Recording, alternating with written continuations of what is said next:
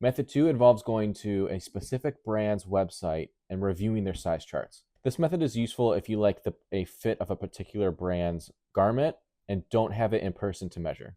It provides a really good baseline for you to work off of for your garment's measurements. Now, keep in mind, not all brands have size charts on their website. If they do, they'll typically only have the chest, body length, shoulders, and maybe the arm. Now, when I refer to the phrase baseline measurements, I'm referring to the key measurements that are only available on the size chart. So it's only 4, and that's not including all of the other points of measurements that you need. So simply go to the desired website, click on the product you want, and find the size chart in the description. This method works well if you want to combine the size chart measurements and then also work with a physical reference to substitute the rest of the measurements that are missing from the size chart. I created a hoodie using a size chart from John Elliott's website, which at the time, I think they only had the shoulders, chest, body length, and arm length. Since I only had partial measurements, the supplier had to work with what I gave them versus what work they had to do to fill in the rest of the measurements. So I got lucky in terms of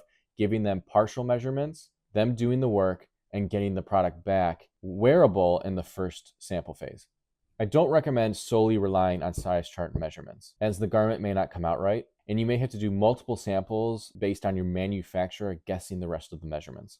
When using these methods, don't limit yourself to using just the measurements that you found on the reference sample. If the fit feels a little too small on the body, you can add a couple inches to the body length. If the sleeves are too loose or too large, you can decrease the width to your desired fit. This ensures that you get the exact fit that you want for your t-shirt. After you've completed the measurements, you're going to want to determine what size you want for that sample. For example, if you're using an extra large sample for your reference and you use those measurements, more than likely you're going to want to take that and implement that into a sample that is also an extra large. However, if you want to do something that's oversized, you can always take the measurements from the extra large, but rename it to a size 2XL. Don't assume because your reference is a large that you have to stick with it being a large.